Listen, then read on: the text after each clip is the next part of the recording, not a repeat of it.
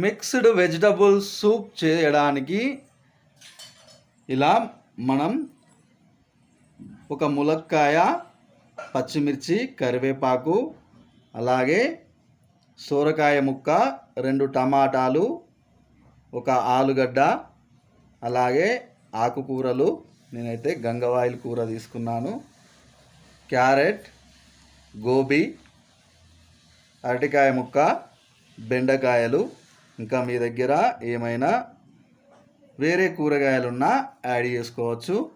అలాగే ఒక ఆనియన్, వెల్లిపాయలను అయితే తీసుకొని కట్ చేసుకోవాలి. ఇలా కూరగాయలన్నీ మంచిగా అయితే కట్ చేసి పక్కకు పెట్టుకోవాలి. ఇలా కట్ చేసుకున్న కూరగాయలన్నిటినీ మనం ఒక బౌల్లో అయితే యాడ్ చేసుకోవాలి.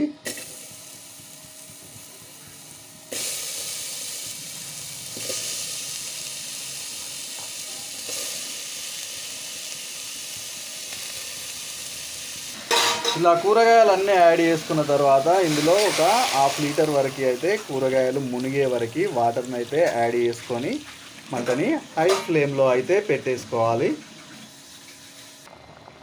ఇలా వెజిటబుల్ అయితే మంచిగా మరగనివ్వాలి.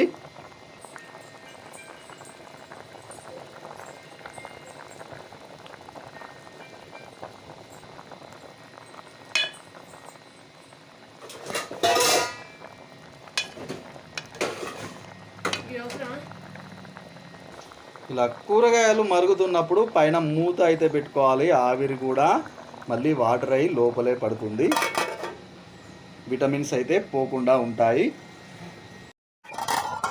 ఇలా అయితే మంచిగా మూత పెట్టుకొని అయితే ఈ వెజిటబుల్ ఉడికే వరకు అయితే మరిగించుకోవాలి.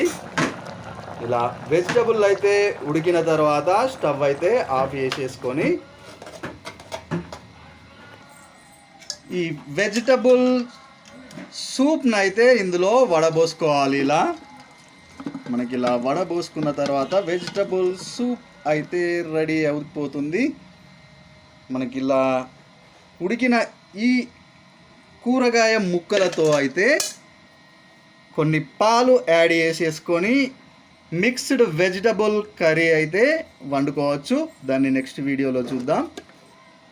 ఇందులో అయితే వెజిటబుల్ సూప్ అయితే రెడీ అయిపోయింది. ఇందులోకి కొంచెం తేనె, అలాగే నిమ్మరసంని యాడ్ చేసుకొని కొంచెం కొత్తిమీర పైనుండి చల్లుకుంటే సరిపోతుంది.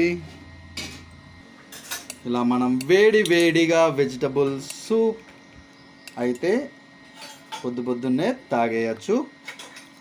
ఈ వీడియో కనుక మీకు నచ్చినట్టయితే please like, share, comment and subscribe my channel. Notification కోసం బెల్ ఐకాన్ని ప్రెస్ చేయండి.